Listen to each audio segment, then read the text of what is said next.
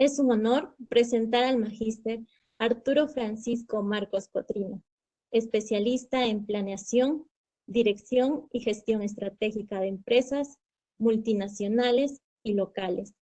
Asimismo, creador de la introducción de la variable Health dentro del análisis estratégico económico financiero.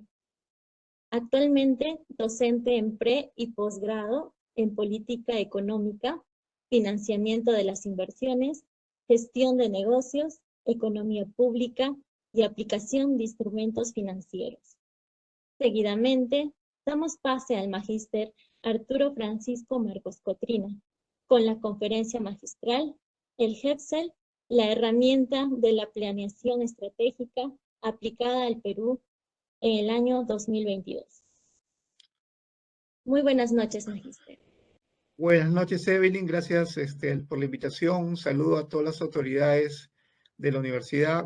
Gracias por la invitación. Es un honor para mí compartir con ustedes un par de horas y tratar de exponer algunas herramientas de gestión, de gerenciamiento y de gestión política, económica y financiera, ¿no? Voy a empezar hablándoles un poquito del análisis, inicialmente el acrónimo llamado como PEST. Este acrónimo aparece en el año 1968, ¿no? Básicamente en un libro, que aunque ustedes no lo crean, era un libro de marketing, del autor Fine, que lo que trataba de explicar eran las principales variables en un análisis macroeconómico, pero básicamente era una herramienta de marketing, ¿no? Y se refería a los factores que tenía que tener el marketing en cuenta, que era el PES, así inicialmente se llamó el acrónimo, que era la parte política, la parte económica, la S social, y la T de la tecnología. En el transcurrir desde el año 1968 a la fecha, conforme el mundo iba evolucionando, se crearon nuevas necesidades y nuevos escenarios macroeconómicos que estudiar.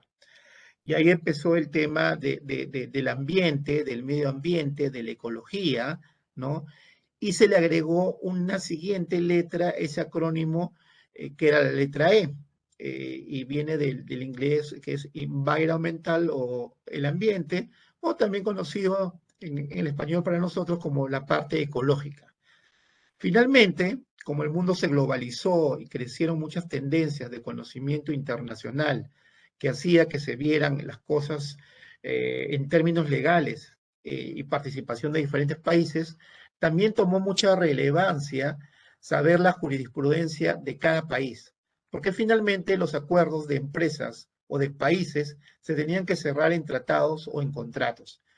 De ahí la importancia de saber el tema legal y, digamos, todo el contexto o el entorno legal que había para tomar una decisión o hacer un planeamiento estratégico.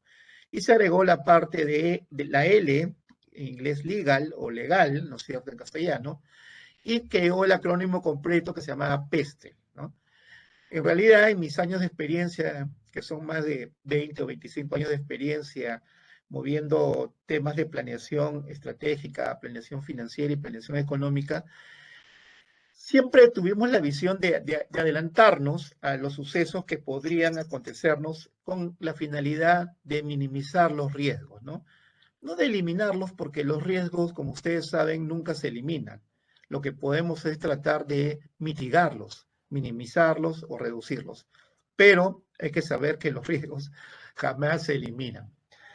Sin embargo, muchos, me incluyo, muchos economistas, financieros o gente de planeación estratégica, nunca tuvo en cuenta esto que nos pasó a partir del año 2020 en el caso del Perú y a partir del 2019, por eso el nombre de COVID-19, porque empezó en el año 2019 en China, las repercusiones tan fuertes que podría tener en el futuro económico, financiero, de salud en el mundo entero. Entonces, esto lo que ha producido fue un fuerte impacto. Entonces, todos nos explicamos qué nos pasó, de qué nos olvidamos a la hora de considerar un análisis económico, financiero, de planeación, en general, de planeación estratégica de un país, de una institución particular, privada, de una institución social.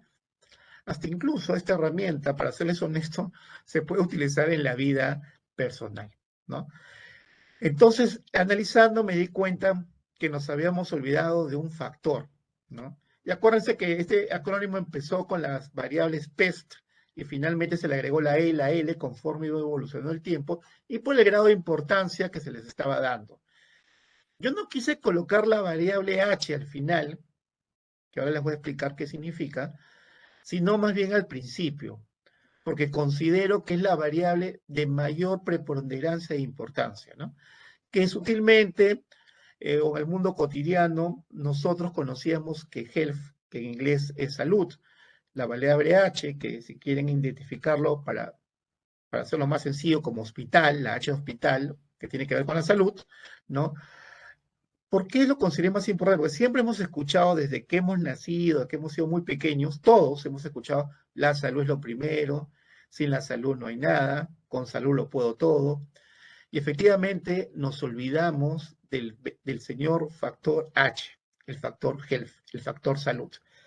Y las consecuencias de habernos olvidado del análisis del entorno, ¿no? De ese factor, ha hecho que paguemos duras consecuencias en nuestra vida económica, financiera y en general, hasta la misma salud sentimental, social, psicológica, afectó todo, ¿no? Entonces yo creo y considero que esa variable no debe dejar de salir, no debe dejar de estar en un análisis serio, ¿no? De proyección eh, económica, financiera o de presupuesto o de cara a futuro para hacer un plan estratégico. No debería faltar. No estoy diciendo que va a ser que nos concentremos o nos quedemos solo en esa variable. Lo que estoy diciendo que no debemos dejar de mirarla nunca, nunca más, porque ya nos costó todo esto. Epidemias siempre han habido. La última gran epidemia fue hace 100 años, ¿no? Más o menos en el 1918, me parece, la gripe española. En Perú han habido muchas epidemias que vamos a ver, vamos a recorrer un poquito, pero lo importante aquí es que es una variable que nosotros debemos considerar siempre, en mi opinión, en mi personal opinión, de acá en adelante. Y es por eso que repito siempre, el análisis tiene que ser con el H, tiene que tener en cuenta el factor salud, porque es devastador lo que puede hacer el factor salud si tú no lo tienes en cuenta en tu análisis. Entonces, básicamente, un segundo. Ok. Ya les describí básicamente el análisis Pestel, ¿no? La H viene por health, que viene de salud en inglés, política, bueno, político, el análisis económico, del entorno económico, la S de social, la T de technology, la E del environmental y la L de legal o legal. Entonces ahí viene el acrónimo que es H, Pestel, ¿correcto? Esto estamos analizando el día de hoy. Cualquiera de este análisis de este entorno, tenemos que tener claro que poco o nada podemos influenciar en todo este entorno, ¿no? A veces uno dice, no, pero el análisis FODA es más. ¿Podemos integrar el análisis FODA? Sí, lo podemos integrar, que es otra herramienta muy valiosa en el gerenciamiento, en el tema de la estrategia, también en la planeación. Sin embargo, el análisis FODA es más hacia adentro, más hacia el interno de la empresa. También ve las amenazas, las oportunidades que tienes hacia afuera, pero básicamente es hacia adentro. En cambio, este enfoque es sobre variables que prácticamente tú no vas a tener ningún dominio. O sea, no vas a tener un poder de acción ante esas variables. Pero es importante que conozcas el entorno, ¿no? En el cual te vas a desempeñar haciendo el análisis de estas variables. La idea es tratar de hacer ese análisis aplicado al Perú, pero siempre viendo el mundo. Siempre qué pasa en el mundo, porque estamos inmersos en un mundo globalizado. Ya dejamos de ser un país, no, bueno, ya el mundo nos obligó a ser un país parte de todo el mundo. O sea, no podemos vivir alejados del mundo. La tecnología, los medios de comunicación, etcétera, ya somos parte integrante de todo este sistema.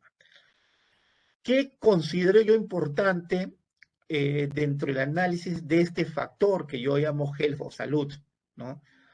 Cosas importantes como conocer principales enfermedades de tu zona o región, de tu país, de tu departamento, de dónde tú vas a hacer tu plan estratégico, de dónde están haciendo tu plan estratégico y qué entorno o qué situaciones externas respecto a la salud ves. Como en este caso, principales enfermedades. Si estaría en la selva, quizás preguntaría por el dengue, ¿no? ¿Qué cantidad de muertos hay por el dengue? ¿Qué hospitales hay? ¿Cuál es el mejor hospital? ¿Qué mejor clínica? ¿Lo hay? ¿No lo hay? ¿A qué distancia está de donde va a estar mi centro de operaciones, mi negocio, etcétera, etcétera? La capacidad hospitalaria también tiene que ver con el tema si están equipados sus hospitales, no solo para el tema ya, en este caso del dengue, sino de otras enfermedades que de alguna forma podrían afectar digamos, a mi fuerza laboral que yo pienso implementar en esa zona, en ese lugar o en ese país. Los trabajadores de salud son calificados, no son calificados, de dónde provienen, provienen de alguna universidad, de algún instituto, quiénes son los que trabajan en los, por ejemplo, en los hospitales de Huánuco, son mismos huanuqueños o son de Lima, los que trabajan en el hospital de Iquitos, quiénes son solamente de Iquitos o hay peruanos, trujillanos, no, la verdad que es el tema justamente de averiguar el entorno. ¿Qué estamos viendo en el entorno? La esperanza de vida, ¿no? Vamos a verlo con detalle, vamos a ver cuál es la esperanza de vida de un peruano. A veces muchos no tenemos ese dato y es un dato muy importante a la hora de tomar las decisiones o hacer tus estrategias financieras o económicas, ¿no?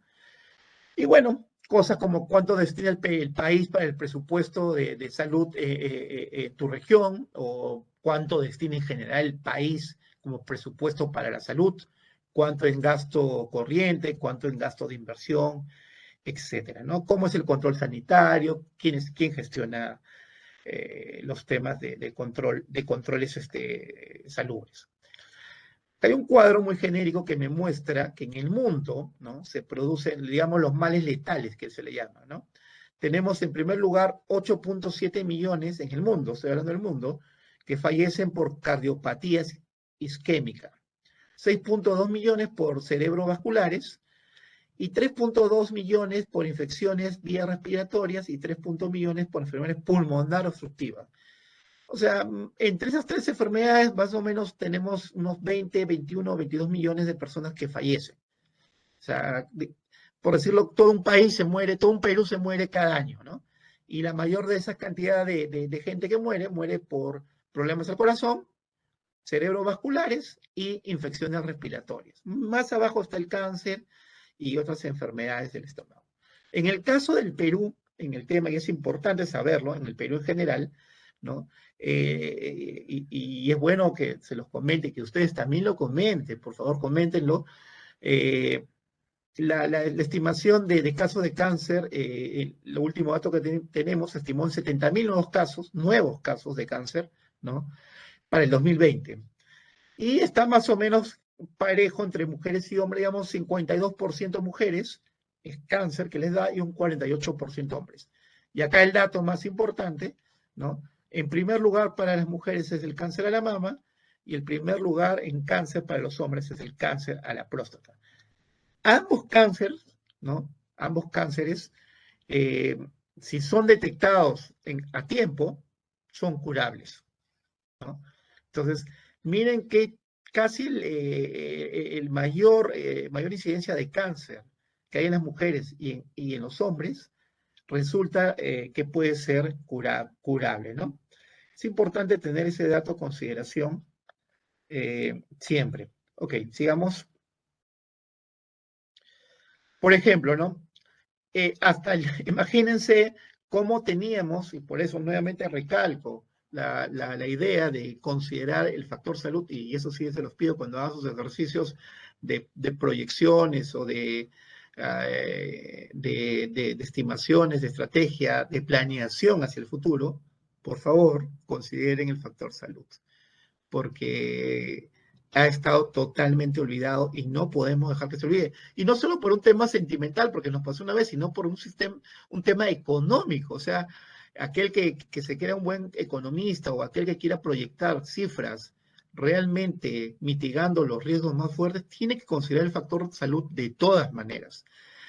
Por ejemplo, Perú no se había hecho ni un estudio entre el 86 y el 2015. No había ningún análisis de causas de mortalidad en el Perú. Imagínense. Del 1986 al 2015 no había nada. En el 2018 se hizo un intento, ¿no? Y se hizo más o menos con el INEI, y se comprobó aproximadamente que en el Perú morían aproximadamente 15 peruanos por hora. Y al año, cerca de 130.000 personas, por diversas razones, ¿no? Eh, la principal razón, aunque no la crean, es accidentes de tránsito, o lo era, ¿no? Antes del COVID. Esto es antes del COVID, ¿ok? Luego, bueno, a la fecha hay 175.000 pacientes con cáncer y básicamente la próstata y la mama y el estómago en ese orden son los que tienen, digamos, la mayor incidencia en el país, ¿no? Entonces, eso es importante. ¿Qué enfermedades son las que causan mayor muerte en el país, en el Perú? La infección respiratoria aguda baja es la que es la de primer lugar. Y tiene que ver con las vías respiratorias bajas o pulmones, ¿no? O sea, imagínense, en un país, este estudio es antes del COVID, en un país en el que se había detectado mediante un estudio que esta era la causa o enfermedad que producía mayor cantidad de muertes en el país, nos resulta que nos cae el COVID, ¿no? Y esto es enfermedades en las vías bajas o pulmonares, ¿no?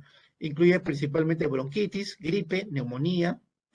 En la mayoría de casos atacan a niños y adultos mayores, ¿no? Esto fue un estudio de acuerdo bueno, es de acuerdo a la teoría médica de una fundación europea, ¿no? Entonces, para que se den cuenta que esta era la principal causa, no sé si muchos de ustedes ya la sabían, ¿no? Pero resulta también que en la selva, se producía, hasta ese momento del estudio, el mayor crecimiento por esa enfermedad, o sea, la mayor cantidad de fallecimientos por esa enfermedad. Viendo los establecimientos de salud, ¿no? En el registro que tenemos cargados, o la información que yo conseguí después del COVID, ¿no? Resulta que tenemos una lista de 23.656 establecimientos de salud que incluyen postas, que incluyen centros de salud, la primera línea, la segunda línea, los hospitales, etcétera. Pero estamos hablando de 23.656 establecimientos de salud para 33 millones de peruanos, ¿no? Entonces, realmente es una cifra realmente muy baja, ¿no? Y que confirma las serias limitaciones, como dice este estudio que se hizo en el noviembre de 2021, que tiene el sistema de salud peruano para atender a los ciudadanos, ¿no? 7 de cada 10 peruanos que se sienten enfermos no acuden a atenderse en un centro médico. Y no es por falta de dinero, simplemente porque realmente no reciben la atención finalmente, ¿no? O sea, esa es la realidad. Ustedes se acuerdan que la segunda ola nos castigó fuertemente, ya creíamos haber pasado todo, nos descuidamos un poco y nuevamente nos olvidamos de la salud como factor principal, priorizamos quizás otros factores, ¿no? Económicos y quizás muy importantes. Por eso que en el análisis yo pongo la H primero, porque si no está la H, todo lo demás no existe. No existiría. Abajo tengo una figura referencial, ya estamos acá en la segunda ola, ¿no? Donde miren la cantidad de gente que espera por una prueba de descarte, ¿no? Es realmente muy duro saber esto, ¿no? Otra cosa importante para saber al día de hoy, porque acuérdense que esto es un análisis del Perú, al día de hoy he tratado de tener información muy fresca de lo que he podido conseguir, ¿no? Pero acuérdense que estamos en un estado de emergencia sanitaria hasta agosto del 2022. Entonces, si queremos hacer cualquier negocio, cualquier cosa que tenga que ver digamos, con un tema que involucre salud o digamos, un 100% de aforo, quizás, hay que tener en cuenta que aún seguimos en emergencia sanitaria hasta agosto del 2022. Y quizás la exigencia de los carnets de vacuna o la volver a insistencia del uso de mascarillas no sea una casualidad, ¿no? Viendo a nivel mundial, el COVID acumuló 521 millones de casos confirmados de COVID, de los cuales fallecieron 6.200.000 personas. 6 millones fallecieron, ¿no? Esta información es al 20 de mayo y que fue reportada por esta Organización Mundial de la Salud, ¿no? Ok, entonces, para que tengan una idea que murieron 6 millones de personas, ¿no? Ok, Perú. ¿Qué pasa con nuestro país? Siempre Perú y mirando el mundo, ¿no? En el Perú tuvimos 3,5 millones de casos confirmados y fallecidos 213.000. En el periodo de enero 2020 a mayo 2022 tuvimos 213.000 fallecidos por COVID. ¿Ok? Entonces, ¿se acuerdan el estudio preliminar antes del COVID? 130.000 personas. Entonces, quiere decir que el COVID, si hacemos un análisis simple de enero a mayo, digamos, del 2022, todo el 2020, 2022, asumamos que empezó realmente la muerte en marzo, cuando se dio la cuarentena, son 2 años, y dividamos estos 213.000 entre 2, nos sale como 100.000 muertos, ¿no? A los 130.000 muertos que ya tenía el Perú como una estadística, digamos, recurrente, ¿no? O un número estadístico que se cumplía casi siempre, anualmente, le agregamos 100.000 más. O sea, casi un 100% más de víctimas por el COVID. Es un dato que ustedes deben considerar siempre en los análisis. Ok, nuevamente, las pandemias. ¿Cuántas pandemias tuvo el Perú? O epidemias, perdón, pandemias cuando se refiere a nivel mundial. ¿Cuántas epidemias? La fiebre amarilla, el tifus, la sarampión, la viruela en el 1518, la gripe, bueno. Después tuvimos la verruga, el cólera, fue la última en el 91, ¿no? El paludismo, la malaria. O sea, realmente somos un país que no es nuevo en este caso. Lo decepcionante es que no nos hemos preocupado, pues, de atender este factor salud con la debida importancia. Y bueno, si no está en nuestras manos atenderlo, ni siquiera considerarlo en un análisis serio de una estrategia o de una proyección, sea de cualquier índole, económica, financiera, tienes que considerar esta variable. Otra cosa que trajo el tema de la pandemia o el COVID fue la salud mental, ¿no? Se reportaban pues que más de 300.000 casos, de gente que, digamos, sintió depresión, ¿no? Y que hubo muchos intentos de suicidio y que tenemos al 2022, a mayo, 14 personas que se han suicidado en el Perú, ¿no? Otro dato importante, que de estos 300.000 o más de 300.000 casos de personas que sufrieron, digamos, el tema de la pandemia, digamos, las secuelas, ¿no? La depresión, el 75% son las mujeres. Entonces, es un tema que realmente resulta interesante analizar para poder ver, ¿no? Entonces ahí MINSA reporta 300.000 fueron atendidos por la depresión, 313.455 casos de las personas. La depresión, pues, puede manifestarse con síntomas de profunda tristeza, lloraban, pérdida de energía, tensión, alteraciones del sueño, el apetito. Creo que muchos, y me incluyo, llegamos un momento a pasar serios momentos y dificultades con el tema de la cuarentena, del enclaustramiento, del encierro, del lockdown, lo que quieran decir ustedes. Pero eso se produjo, ¿no? Estamos todavía viendo las secuelas. No es broma, pero creo que todos los psicólogos tienen toda su agenda completa y llena, ¿no? Y también es otra de las cosas a considerar, ¿no? Porque no me parece muy descabellada la idea de la ministra de Educación al plantear que eh, todos los congresistas o los que pretendan ser congresistas, ¿no? Pasen una prueba de psicología o psiquiátrica, por lo menos, ¿no? O sea, no es nada extraño pensar en eso, ¿no? Lo que no me pareció oportuno en el momento, ¿no? De decirlo, ¿no? Porque había un cuestionamiento con otra congresista que se le decía que está, creo que desequilibrada mentalmente, etc. Pero lo cierto es que sí, sí, debería haber una evaluación. Las empresas ya están utilizando el tema de un análisis serio, serio, psicológico, ¿no? Ok, entonces, obviamente, ¿se acuerdan cuando vimos las estadísticas que eran 130.000 más o menos? Y miren cómo son los números. En el 2021 murieron 248.000 personas. En el 2021. Claro, obviamente eran los 130.000 que se morían siempre, más los 100.000 que murieron por el COVID, ¿no? Y la tasa respecto al 2020 se incrementa en 7.6%. Ahora viene algo interesante. ¿Cuál es la esperanza de vida, ¿no? ¿Cuál es la esperanza de vida de los hombres y mujeres en el Perú? La esperanza de vida, de acuerdo al INEI, que es la fuente estadística que tenemos más cercana, ¿no? Nos indica que las mujeres en promedio van a vivir hasta 79.2 años, ¿no? Y los hombres van a vivir 73.7 años.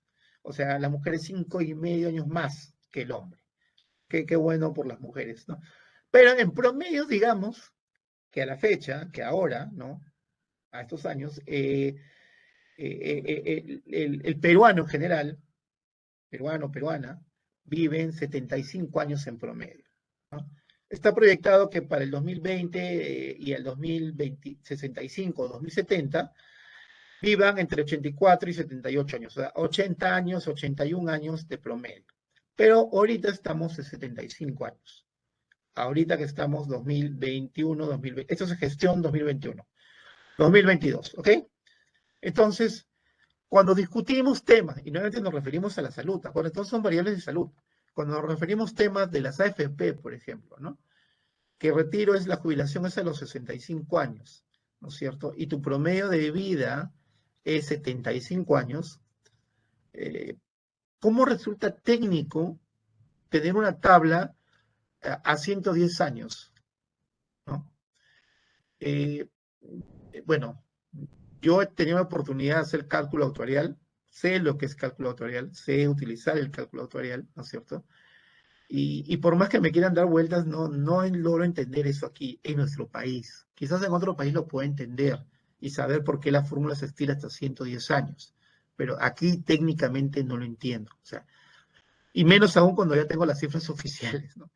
Entonces, es bueno también saber esta información porque nos ayuda también a tener, por ejemplo, si uno quiere estar embarcado en negocios o hacer negocios, como hay en otras partes de Europa, ¿no? O sea, digamos, no sé si ustedes han escuchado hablar, pero seguro que sí, que ya hay condominios de personas que son mayores de 70 años, ¿no? Pero obviamente esas personas, su esperanza de vida va hasta los 90, 95 años. O sea, viven solamente en esas ciudades personas mayores, ¿no? Como un club de mayores, pero cada uno en su casa, tienen su piscina, se juntan y todo. Si alguien quisiera hacer ese proyecto privado en el Perú, ¿no es cierto? Tiene que tener mucho cuidado con la edad promedio de las personas, con el promedio de vida de las personas en el Perú. Entonces, los datos siempre son importantes y más importantes cuando nos referimos a la salud. Otro tema importante es los médicos. ¿Qué médicos tenemos? ¿Cuánto ganan los médicos? Hay que saber cuánto ganan los médicos, porque si uno está en un lugar donde los médicos son mal pagados, obviamente que la atención no va a ser tan buena, ¿no? Los médicos ganan desde 1.500 hasta 9.000 soles, ¿no? Un sueldo promedio viene a ser 4.000 soles lo que gana un doctor, ¿no? Y ahí viene el colegio médico que miente, el ministro, el otro dice que no miente, que dice la verdad, que esos son los sueldos, que sí le han subido los sueldos. El hecho es que el médico siempre ha estado relegado, ¿no? en su sueldo comparativo con otras profesiones, sabiendo que el médico va a resultar en el pilar, ¿no? De la salud. Y es lo que debemos tener como prioridad. Sin embargo, ¿no? Desgraciadamente debo decir, nuestro sistema educativo, no solo para médicos en general, pero estamos tocando ahorita el tema de la salud, no podemos decir que un médico de una universidad A sea igual que un médico de una universidad Z. Ya sabemos que a lo largo de los últimos años, las universidades que aparecieron, ¿no? Digamos, no quiero meterme en un tema de técnico porque no soy especialista en educación, pero apareció la SUNEDU y empezó a certificar a ciertas universidades que están certificadas y que están trabajando bien o están pretendiendo superar ese, ese, ese, ese, este, ese reto, esa calificación o esa línea de meta como mínimo que le pide a SUNEDU para poder certificar. Sin embargo, hubieron muchas que en honor a la verdad, no solo porque SUNEDU lo diga, sino porque resultaba evidente en el mercado que eso era una estafa, ¿no? O sea, era una estafa real. O sea, los padres de familia se esforzaban en pagarle la educación a sus hijos para que sean eh, o doctores o ingenieros o abogados o economistas, y cuando ya acudían al mundo laboral, pues desgraciadamente no podían rendir. Entonces, hay que tener en cuenta también qué clase de doctores o profesionales en el sistema de salud tenemos, ¿no? No estoy queriendo ofender específicamente a nadie, ¿no? Ni a una profesión. Creo que el problema es en todas las carreras, porque tuvimos universidades no tan serias que no hicieron buenos profesionales, ¿no? Eh, y sí, y por eso es un tema importante que la salud esté considerada con más seriedad inclusive. O sea, yo creo que si es la SUNED o cualquier ente regulador, rector, o sea, tiene que poner especial ojo en esas universidades y en esos profesionales de la salud. O sea, cualquier cosa, ya lo volví a decir, es recuperable. Si tú no tienes salud, no tienes nada. Todo lo demás se puede recuperar, todo se puede recuperar, todo lo que es material, dentro de una vida, dentro de un tiempo material, se puede recuperar.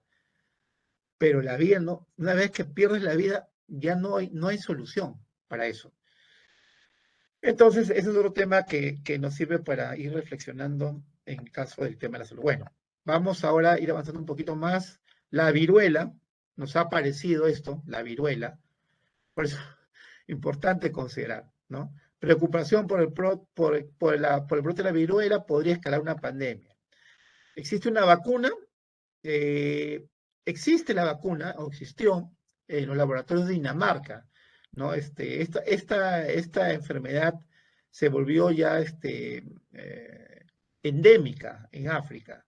Es decir, los pobladores de esa zona crearon sus propios sistemas naturales de defensa. Existe una vacuna en Dinamarca, ¿no?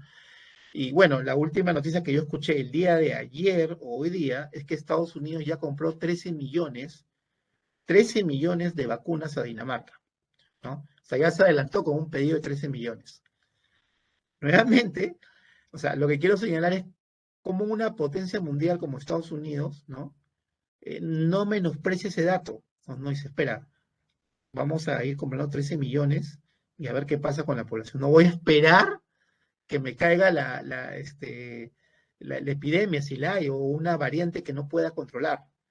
Entonces, esa preocupación por la salud creo que ya ellos la entendieron perfectamente. Y bueno, en Nueva York, saben ustedes que hace 2 días subió el grado de alerta alto y han vuelto a exigir a las personas que usen mascarillas en el transporte público y en el transporte y en cualquier evento privado cerrado que exista.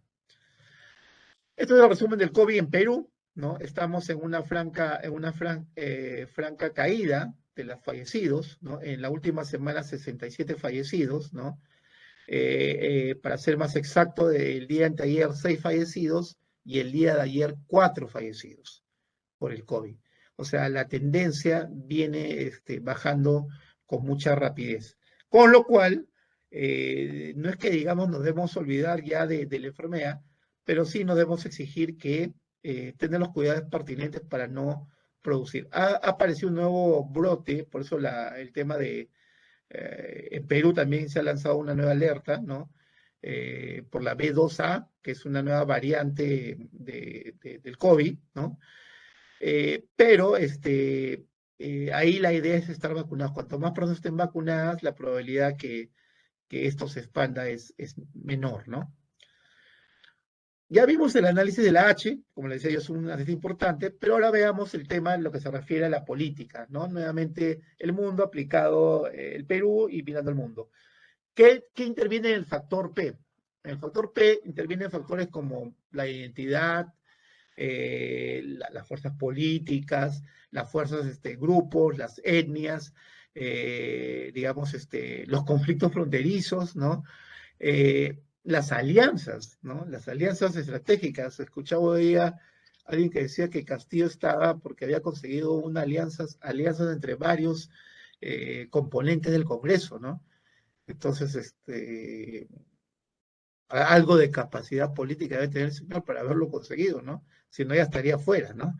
Entonces, bueno, sigamos con las cuestiones de Castillo. No quiero responder sobre el caso Karin López. Esta prensa es un chiste, o sea, comentarios que el presidente hace, pero que rechaza toda actitud contra la libertad de prensa y agresión a periodistas. Sí, sin embargo, la última entrevista que yo recuerde que ha hecho el señor Castillo fue a la CNN y después creo que fue a Hildebrand, la última entrevista. Entonces, eso sí, a mí no me parece tan correcto, ¿no? O sea, no me parece correcto porque yo creo que ya el señor Castillo debe afrontar preguntas difíciles, ¿no?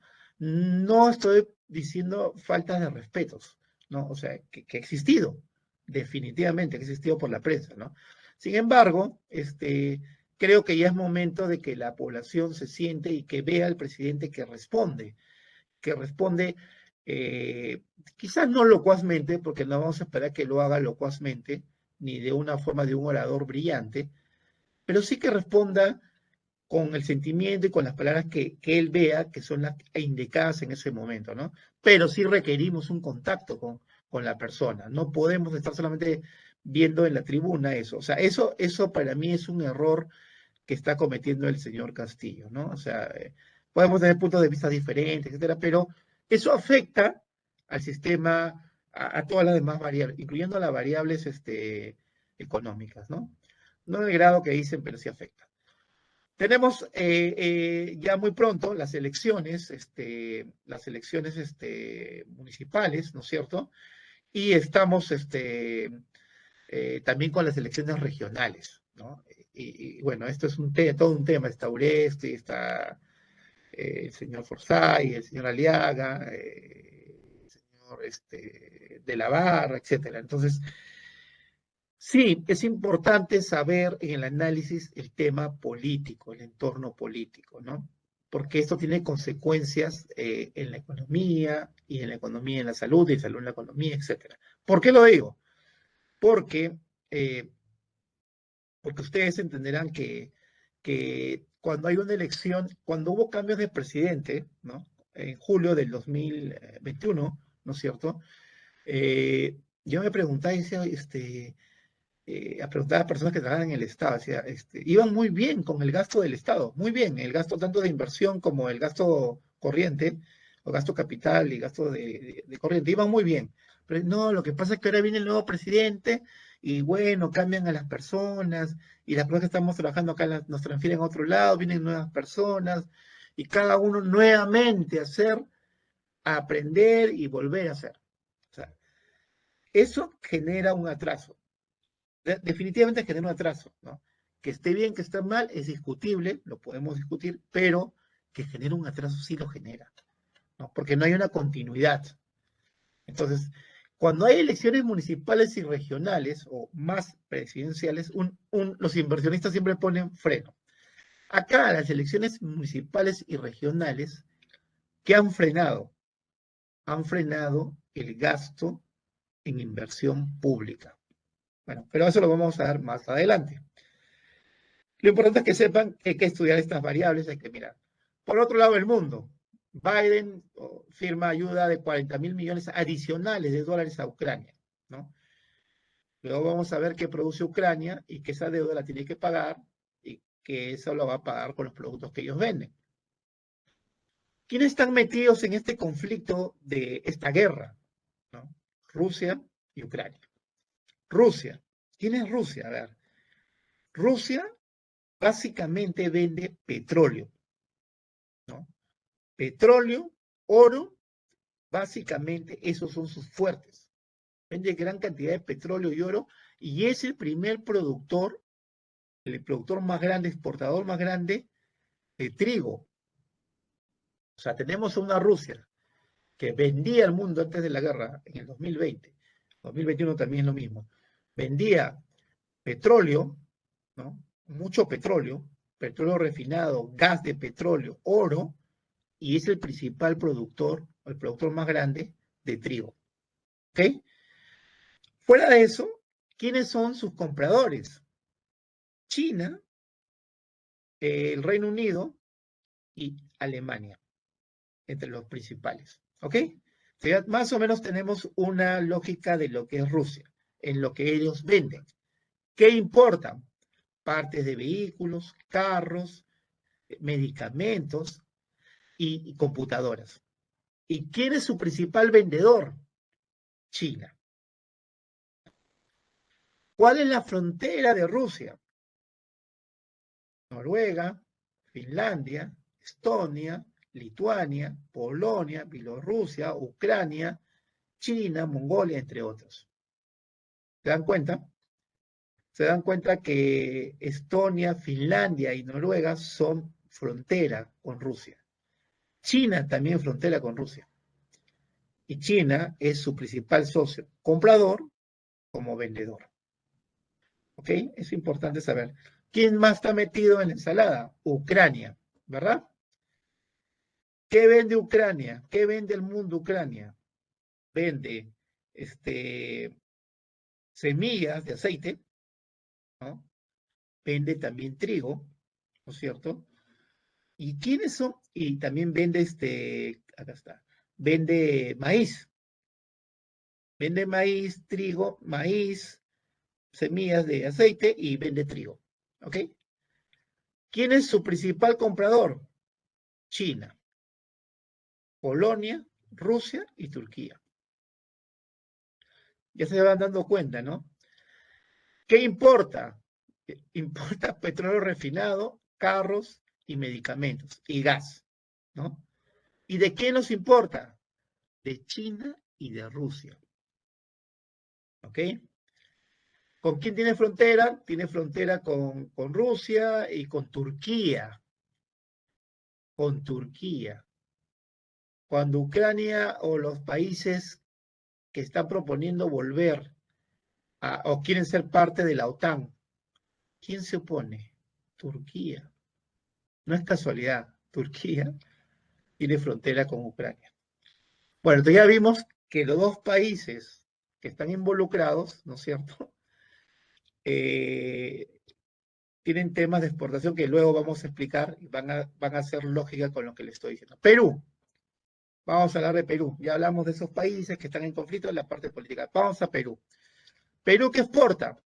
Cobre, ¿no es cierto? Cobre refinado, petróleo, gas, ¿no? Y lo bueno que estamos exportando ya también comida y productos para alimentos y mascotas. Imagínense. ¿Quiénes son nuestros principales clientes? China y Estados Unidos.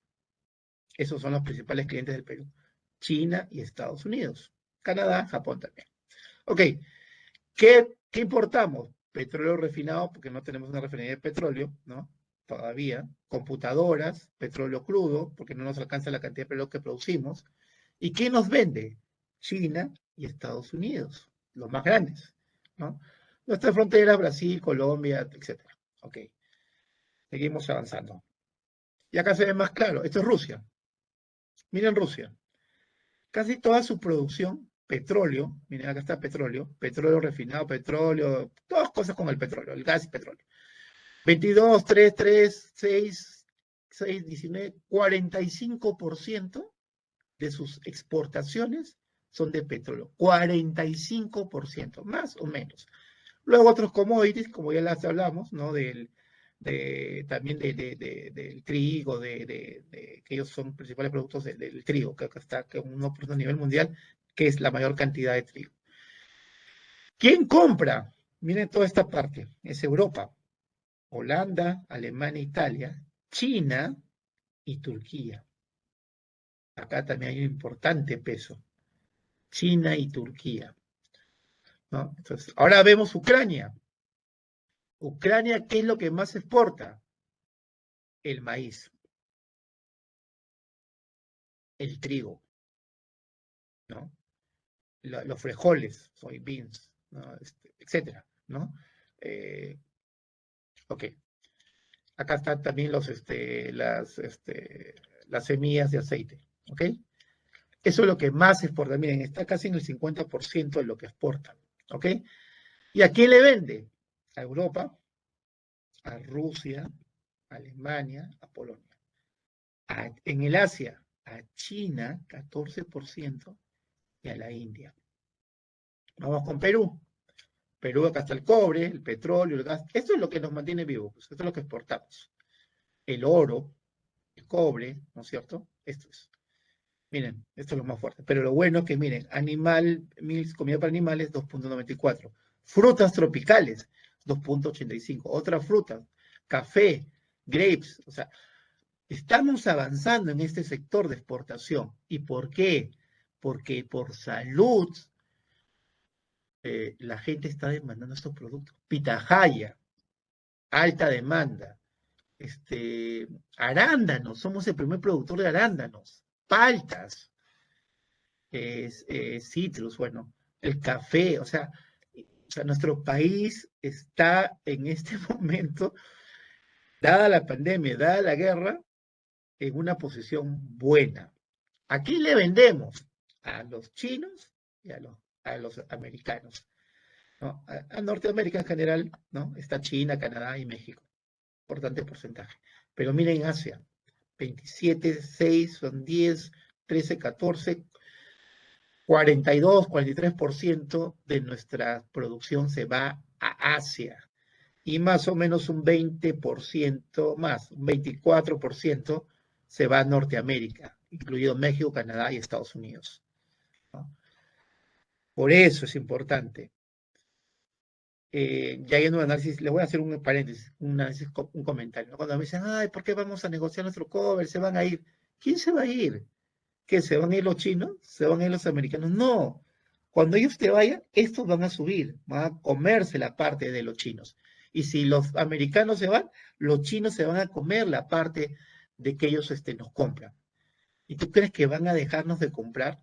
No, pues, no nos van a dejar de comprar. O sea, eso es un cuento chino que nos dicen que se van a ir las inversiones. No, no.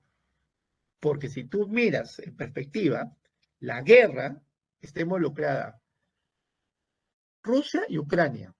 Pero ¿quiénes están detrás? China y Estados Unidos. O sea, esos cuatro países, que dejando Ucrania por lo bueno, dejando Ucrania, China, Rusia y Estados Unidos mueven el mundo. ¿Ok?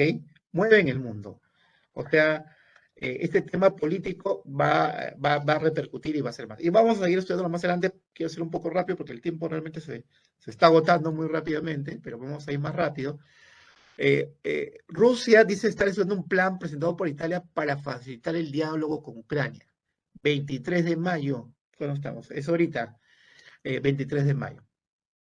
¿Por qué? Porque los rusos, los americanos, los chinos y los ucranianos, todos están perdiendo con esta guerra. Y a pesar que ellos están perdiendo con la guerra, todo el mundo está perdiendo con la guerra.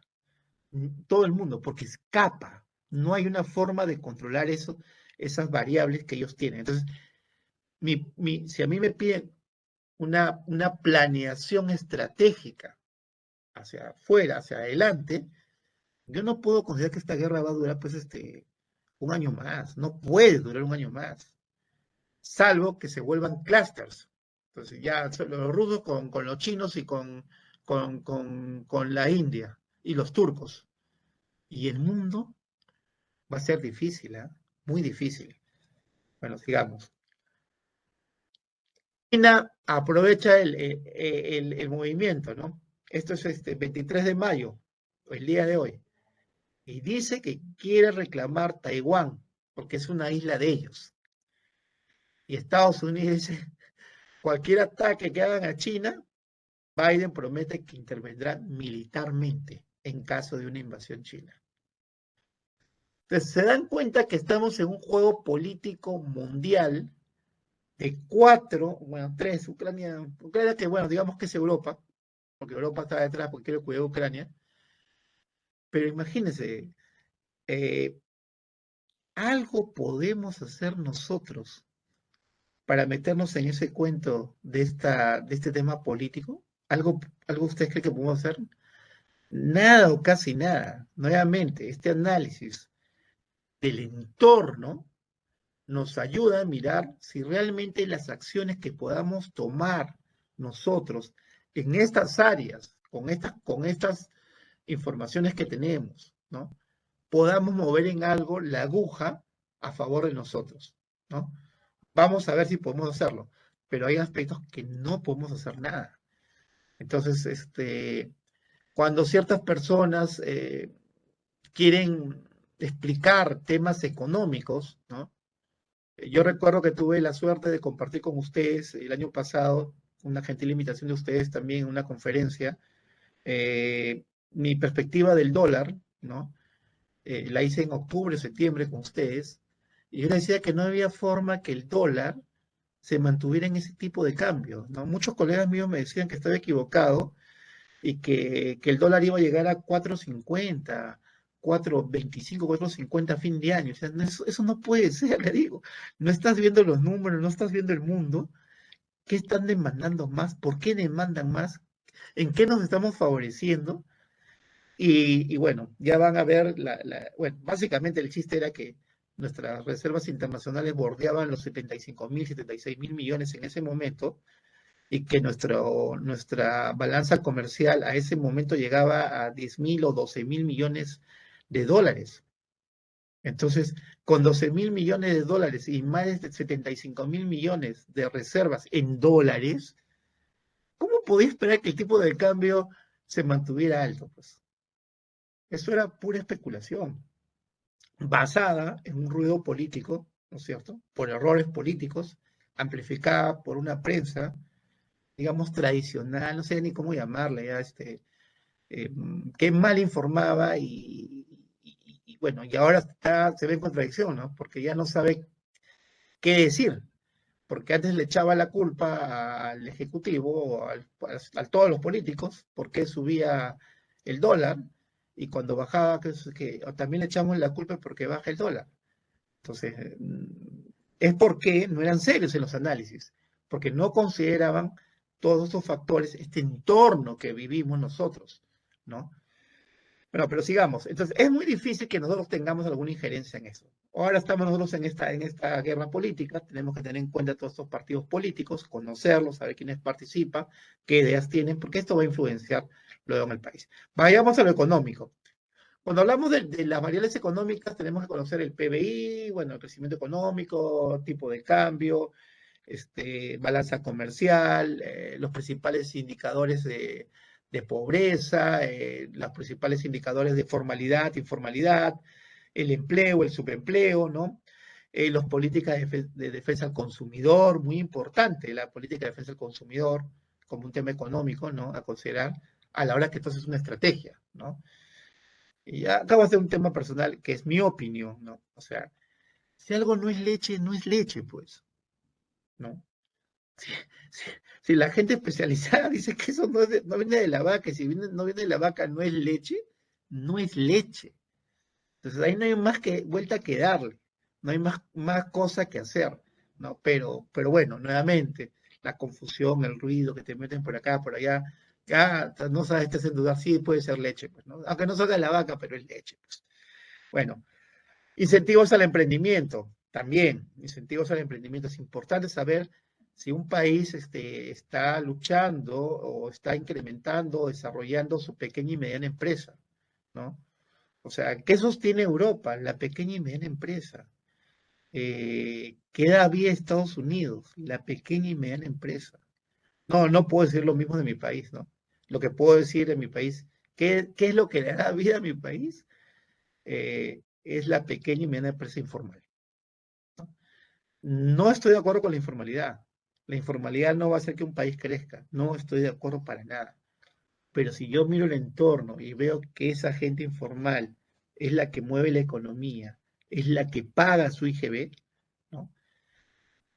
Sí, el 80%, el 80% de los, eh, de la economía es informal y el 20% de la economía es formal, ¿correcto? ¿Ustedes saben aproximadamente cuánto produce ese 20% de la economía formal en el PBI? Casi el 80%. Que al revés, ese otro 80%, ¿cuánto produce en el PBI de la economía formal?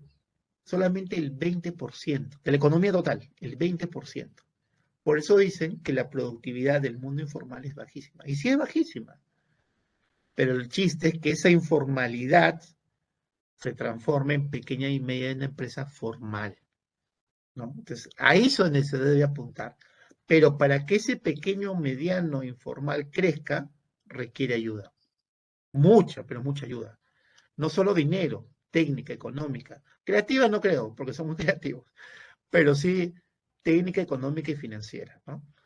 Para que se logre sostener y pueda salir adelante y pueda competir. Porque si no, no va a poder competir. Bueno, también es importante saber el nivel de siempre, ya lo dije, la política de defensa del consumidor es importante y los incentivos. Vayamos al Perú. Lo que se nos viene ahorita, ¿no? A partir del mes de este mes ya viene a regir el sueldo, el incremento del sueldo mínimo vital que pasa a 1025, 75 soles más.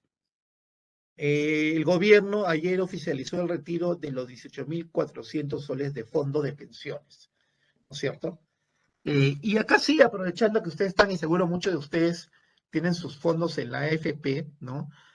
Quiero aprovechar en comentarles que quizás lo sepan ya, ¿no? ¿Se acuerdan cuando aparecían los famosos especialistas, economistas? ¿Cómo es posible que van a hacer retiros? O sea, realmente cada cosa que hablan, ¿no? Y está bien, o sea, dicen medias verdades, eso es lo más gracioso, ¿no? Dicen, son 8 millones de afiliados.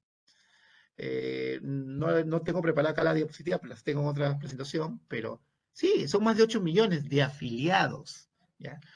Pero si ustedes leen el glosario que tiene la superintendencia o las AFPs, ¿qué significa afiliado? Que en algún momento se inscribió en el sistema privado de pensiones, hizo por lo menos un aporte. Y ahí estás considerándolo como afiliado. Esos 8 millones, después hay otro término que ellos emplean. Pero miren cómo es, o sea, la información usada a medias o a medias verdades, ¿no? Desde mi punto de vista y cualquier economista que me quiera debatir con los glosarios y con la terminología, lo puedo hacer para desmentir claramente que eso no es así, porque estoy leyendo lo que dice la propia Asociación de Fondos de Pensiones y lo propio que dice la Superintendencia de Banca y Seguros. No estoy inventando yo ninguna nomenclatura, definición o concepto de algo. ¿Qué dicen de un afiliado cotizantes? ¿No? Es el que está cotizando hasta los últimos meses, últimos 12 meses. Y de esos afiliados cotizantes solamente hay 3.300.000. 3,5 millones, póngale. O sea, 5 millones, 5 millones ya dejaron de aportar al sistema privado de pensiones. 1 año, 2 años, 5 años, 10 años, 15 años, no lo sé. Pero lo cierto es que ya no aportan. Solamente aportan 3,5 millones. Y lo pueden revisar en la información de la propia Asociación de Fondos de Pensiones o en la base de datos de la Superintendencia de Banca y Seguros. Entonces, cuando dicen, se han retirado 65.000 millones de soles y se han quedado 2,3 millones de peruanos con cero en su cuenta, ¿no? Entonces, yo digo 65.000 y se han quedado 2,3 millones. Vamos a hacer algo, le digo yo. En mi pensamiento, ¿no? O sea, las personas que escuchan estos 65, oye, pobrecitos, estos que están pidiendo, estos políticos, esos son tan locos, no saben qué están haciendo, están valorando, no van a tener pensiones. Pero si tú haces el ejercicio matemático simple, 65.000 millones de soles, y se han quedado 2,3 millones de peruanos con cero, asumiendo que que solamente han cobrado todos los que se fueron cero porque pudieron ser más, pero vamos a hacerlos generosos y lo vamos a dejar en 2.3. Quítale a 65.000 millones, te quedan 65.000, ¿verdad? Y quédale a 2.3, quítale la parte millones. Te quedan 65.000 entre 2.3. Si divides 65.000 entre 2.3, ya vamos a echar un juego en cubero, 30.000 soles. 30.000 soles. Una persona que ya no aporta, que tiene cero, que ya no aporta, y quizás le falte 10 o 15 años para jubilarse. ¿Cuánto creen que le va a tocar de pensión a esa persona que aporta 30.000 soles? 100 soles, 50 soles. O sea, no tiene un sentido técnico eso. O sea, ven, por un lado dicen, sí, 60.000 millones. ¿Y qué? 2.3 se quedaron sin mención. Ya, pero yo le hubiera seguido preguntando, ¿cuánto de pensión hubiera recibido esa persona? Entonces, acá hay un tema de estar bien informados, ¿no? Y yo por eso siempre hago el reclamo a la Superintendencia de Banca y Seguros, porque por ley la Superintendencia de Banca y Seguros debe velar por la rentabilidad de los fondos.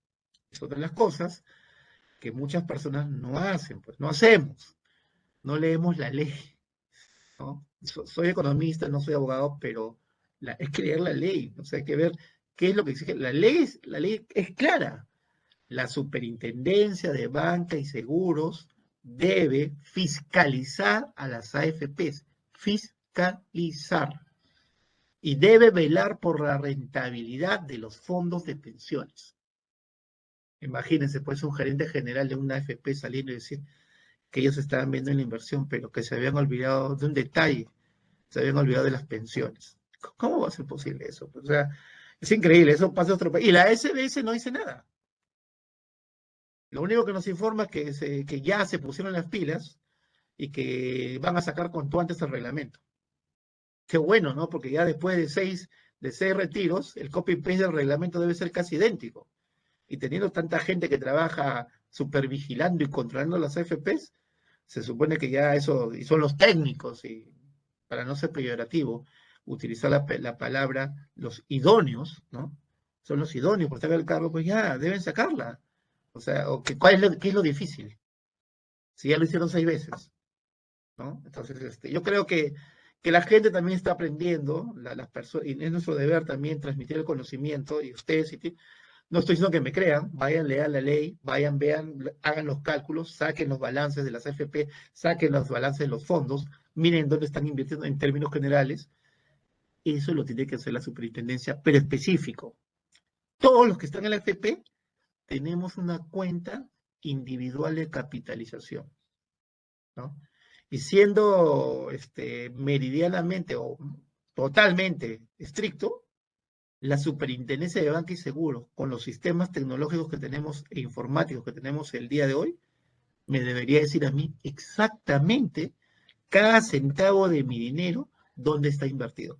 Y si se perdió, está bien, es entendible que se perdió, porque bajó la bolsa de Nueva York, porque la guerra, completamente entendible.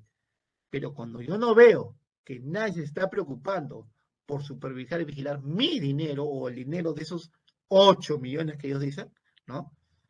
Entonces, ¿y dónde están ustedes? Y no es que te lo pida por favor, la ley te lo exige, ¿no? Entonces, ya ahí entran mis dudas. Pero, disculpen que haya tomado este capítulo, pero bueno, es parte de también estar informados en este tema. Bueno, el conflicto de la guerra y Rusia afecta a las empresas del Perú, sí, afecta a todos. Se suma la parte logística de China. Como vimos, ¿no es cierto? Rusia y Ucrania le venden a China. ¿Qué le venden a China? Petróleo, maíz, trigo, y bueno, después China también los reparte por todo el mundo. China tiene problemas logísticos y comerciales ahorita. Está cerrado el tema de ¿cómo se llama? Bueno, Shanghái empezó a operar, Beijing empezó con ciertos problemas, ¿no? Pero no se ha regularizado. Mientras siga la guerra, ¿no es cierto? Es obvio que los precios se van a incrementar. O sea, no hay forma de que los precios, a ver, quitamos el IGB, quitamos todo lo que tú quieras, todos los impuestos que tú quieras. mientras suba la gasolina, mientras suba el maíz que alimenta el pollo, mientras suba el trigo con que hago el pan, mientras suba la semilla de aceite con la que hago el aceite de la cocina, mientras suba todo eso, ¿no? Que no depende de mí, es el entorno, el contexto mundial que vivimos, no depende de nosotros, no depende de nosotros. Entonces, es ilógico responsabilizar algo de alguien o una situación que no depende de ti, no depende de ti, ¿no? No estoy diciendo que no deban hacer algo, sí pueden hacer varias cosas y tiene que hacerlas, ¿no? Pero no, pues no puedo responsabilizar, pues porque sube el pollo y ya te echo la culpa porque sube el pollo a ti y no, no. Porque si mañana pasó se acaba la guerra, ¿no es cierto? Y, no sé, mañana pasó hablando metafóricamente en 3 o 4 meses se acaba la guerra, ¿qué pasa con los precios? Van a caer. ¿Y qué? ¿Vamos a decir en ese momento que buena gestión? No. Entonces, no nos engañemos. La inflación, la única forma que baje es que pare la guerra y China empiece a operar, ¿no? ¿Por qué no han subido más los precios? Yo esperé que iban a subir más los precios. Ustedes dirán, pucha, ya, ahora sí ya el magíster Arturo Marcos ya quiere exagerar las cosas. No, porque si China siguiera comprando, porque ha parado de comprarle a Rusia y ha parado de comprarle a Ucrania en los montos que compraba, si sigue comprando en esos montos, los precios se van a elevar, sino que Rusia está parado, por eso no compra tanto, ¿me entienden? Pero cuando eso sucede, va a tener que haber un equilibrio, pero después se va a normalizar. Entonces, que yo no estoy de acuerdo, o no estuve de acuerdo en el tema de la exoneración del IGB, y no estuve de acuerdo no porque dijera que no va a ayudar en reducir los precios, ¿no? Porque salieron también colegas míos que dijeron, no, es una medida que no va a ayudar en nada. Entonces yo diría al revés el día de hoy. Bueno, ya leíste la exoneración. Bueno, como no, en verdad, señores economistas, tienen toda la razón ustedes. ¿Sabes qué? Quita la exoneración. O sea, no lees la exoneración. ¿Eso va a significar acaso va a significar que los precios van a subir? No deberían, ¿verdad? Porque si no sirve para bajar, tampoco va a servir para subir. Pero si lo saco ahora, les aseguro el 100% que los precios suben. Y la respuesta es simple. ¿Por qué suben? Porque no depende de esa exoneración del IGB o del selectivo. Depende de los precios internacionales que están subiendo. Bueno, que más adelante lo veremos, ¿no? Acá lo importante del presupuesto fue que diera una mayor asignación a la educación. La política monetaria, justamente como la inflación se está incrementando, inteligentemente también Velarde ha venido subiendo la tasa de interés, ¿no? Mes a mes, miren, 50 basis points, o sea, punto 50, ¿no? Llegando ahora a estar a 50 a mayo del 2022, ¿no? Eh, Vamos a seguir, porque uno dice, ay, ¿qué tanto subió la tasa de interés, ¿no? Y todo esto. Vamos a ver el Producto Bruto Interno. Miren, el Producto Bruto Interno, el primer trimestre, 3.8, eso es lo que hemos conseguido, ¿no es cierto? El 3.8 de, tenemos un PBI de, vamos a ver la balanza comercial, vamos a ver la siguiente, que es más claro porque el tiempo lo tengo reducido, acá. Miren, señores, el Producto Bruto Interno, ¿no es cierto? Acá está el 3.8, que es del primer trimestre del 2022, y a cifra cerrada, ¿no? Miren ustedes, el consumo privado con respecto al primer trimestre del 2021 se incrementó, 6.9. El consumo público, el sector público, el gasto corriente público, se incrementó, sí, en 11.3%, más que el año pasado. La inversión privada no se incrementó, pero tampoco fue negativa, fue de 0.8, ¿ya? Pero miren, señores, la inversión pública. 13.7 de caída, la inversión pública. O sea, dinero hay. ¿Cómo gestionamos que ese dinero se ejecute y tengamos la certeza que lo estamos haciendo bien, ¿no? El día de mañana ustedes van a tener una charla o una conferencia magistral con un colega amigo mío, el doctor Iván Arrieta, que se especializa en Balance Scorecard, ¿no? Y él va a tratar, les va a dar, es un experto, él ha creado su propio sistema patentado del Balance Scorecard y bueno, está muy difundido en lo que es Latinoamérica, ¿no? También creo que en Estados Unidos, y les va a explicar de una manera cómo hacer que estos proyectos se ejecuten. Es un talento realmente que yo admiro mucho a Iván y ha tenido la cortesía de acompañarme ahora el día de mañana para hacer esto. Pero, volviendo a lo económico, ¿no? ¿Se dan cuenta dónde está la falla? 13.7. Ahora, si hablábamos del consumo privado y no subiera, diría, pucha, no, la gente no ha logrado recuperarse, pero sí se ha logrado recuperar. En el gasto público corriente también, porque hay dinero. Entonces, están haciendo las cosas en gasto público, pero estamos fallando en el gasto de inversión, el gasto capital. Y con todo y eso, hemos llegado a 3.8. Entonces, viendo el primer trimestre, y vamos a seguir adelante, viendo otras cosas que vamos a ver, como es la balanza comercial, que vamos bien, que las reservas internacionales van bien, esos indicadores van bien. Si yo tuviera, ¿dónde tengo el problema acá? Es en la inversión pública. Acá pondría a los expertos para gastar bien esa inversión pública. El problema es que hay muchos, están atomizados. Y como tengo varios chiquitos, me enredo y no sé cómo hacerlo. Pero yo no soy el experto en eso.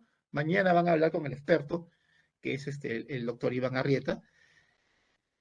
Pero yo, si estuviera ahí arriba y tuviera decisiones, o estuviera en el mundo del Estado, me movería acá.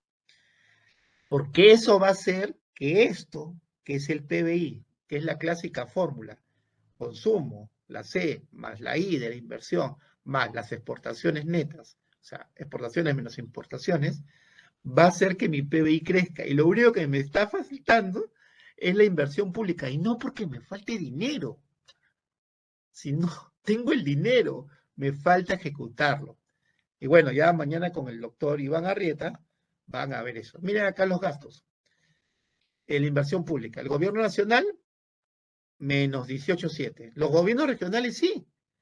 Quizás porque el cambio recién va a venir ahora, pero se apuraron en hacerlo. Los gobiernos locales también les falta gastar. ¿Ok? La balanza comercial de bienes.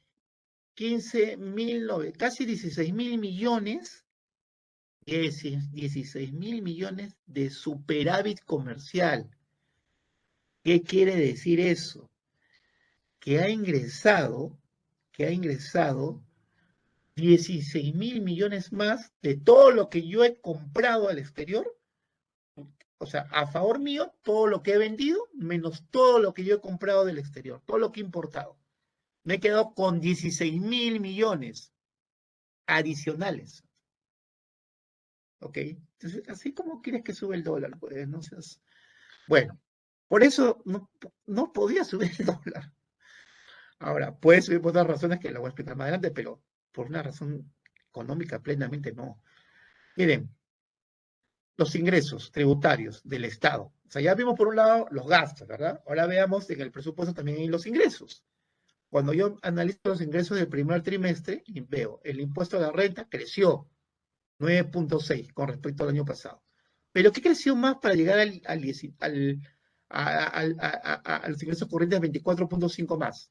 Los ingresos tributarios, 19, 9 en impuesto a la renta. Ah, qué bueno.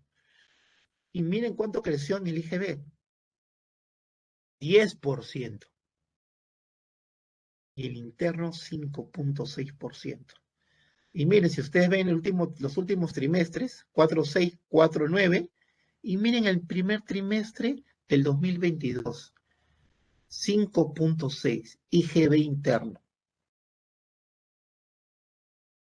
Y les pregunto, cuando el informal de la calle, el que vende sus gorritas, sus medias, sus pilas, sus, todo lo que puedan los comerciantes, o a la señora que hace su, su, su emoliente, que eso muy rico los emolientes, se va y le da la gana pues de comprarse se compra un arroz, un azúcar en el supermercado, en la tienda, ¿no es cierto? O va a compra los útiles escolares de su hijo, etcétera, o ropa en Zara, oferta 2x1, 3x1, lo que sea, paga el IGB.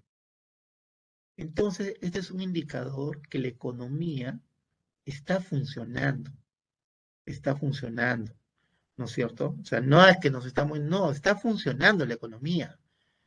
Entonces, dos aspectos grandes por ver, ¿no? El que vimos arriba, el tema de la inflación, que básicamente por la guerra no se puede controlar rápidamente, y ahora el tema que estamos viendo en la parte económica, el gasto para hacer crecer el PBI tiene que ir por el lado de la inversión pública. Si la inversión pública sigue siendo negativa a comparación de los trimestres, va a ser una, va a ser una vergüenza y directa responsabilidad del Ejecutivo. Directamente responsabilidad de todos los ejecutores, regionales, locales, de todos, va a ser su responsabilidad. O sea, va a ser una vergüenza que teniendo el dinero para salir no la hagamos, pues, ¿no? Claro que nuevamente vamos a volver a lo mismo. No, es que no sé esto, no sé cómo hacerlo, que no tengo la herramienta, que no tengo la seguridad. Por eso, yo creo que mañana la clase magistral del doctor los va a ayudar mucho. Acá ven la información de los proyectos locales, ¿no? El de Vengados 350, pero realmente todo está en verde clarito, 50 ni, o sea, mucho, muy poco de gasto local.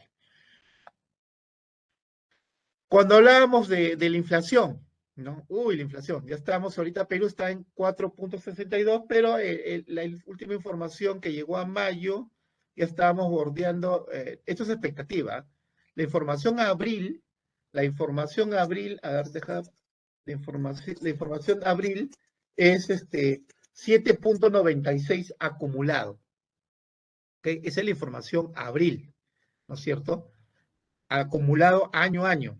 De abril del año 2021 a abril 2022, la inflación ha alcanzado 7.96. Pero, ¿cuál es la expectativa? De acuerdo al informe presentado por el Banco Central de Reserva en mayo de 2022, del día 20 de mayo, me parece, o sea, de hace 2 días. La expectativa del Banco Central de Reserva, donde está la persona que todo el mundo respeta en el Perú, y, o sea, creemos en sus números, creemos que en sus números, hasta ahora han sido ciertos todos, ¿no? El señor Velarde nos dice, ¿no es cierto?, que la expectativa de inflación anual en el Perú para este año será 4.62. Si la comparas con la expectativa real de Brasil, 6.94, de Chile 6.20, de Colombia 4.63, de México 6.10. O sea, en términos de expectativas, ¿no?, inflacionarias, la expectativa inflacionaria que da el Banco Central de Reserva el día del jueves, ¿no?, es que tendremos una inflación de 4.62 cuando acabe diciembre. Si me piden mi opinión, que seguro por ahí me van a preguntar, yo consideraría que estaríamos en un nivel de 6% aproximadamente, ¿no? Porque tenemos ciertos problemitas internos. Quizás yo no tenga esa, digamos, la data tan precisa, porque eso es pura matemática, lo que hacen, obviamente, técnicos muy altos, especialistas en la matemática, digamos, científica.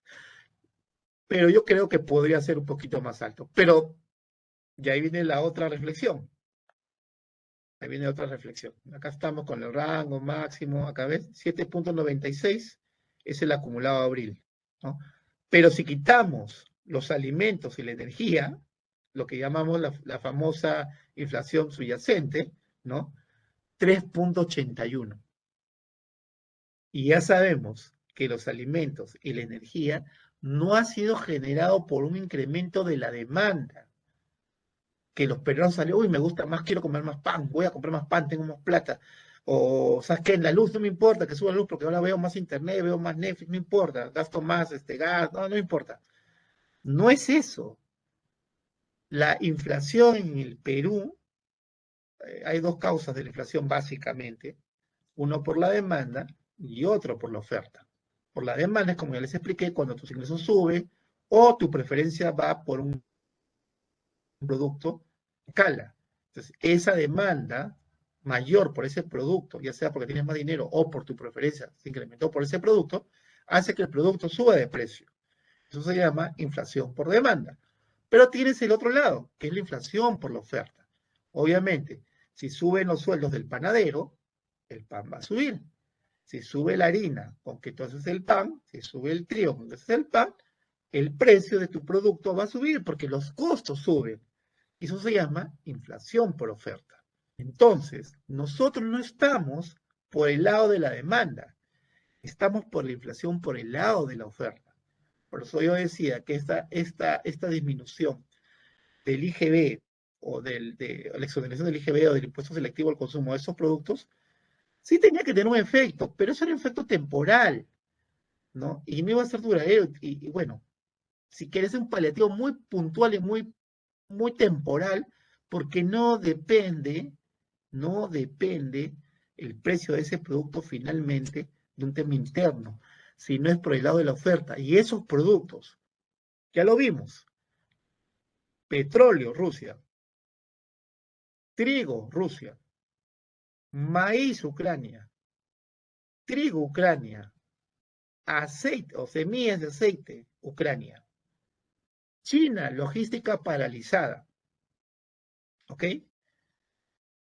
¿Cómo vamos a esperar que esos precios de esos commodities bajen? ¿No? La única forma que baje es que Rusia empiece a vender su petróleo, como ya lo está haciendo, porque siempre hay mecanismos, ¿no? La economía siempre busca mecanismos de sacar su producto. Y Ucrania también va a ver la forma de sacar su trigo. Y cuando eso suceda, que ya está sucediendo, los precios van a ir bajando.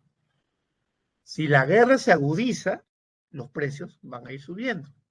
Entonces, aquí la expectativa es, la guerra se va a agudizar, como vemos en el proyecto de la guerra, ¿no? Y el otro lado es China, qué tan rápido se va a recuperar, ¿no?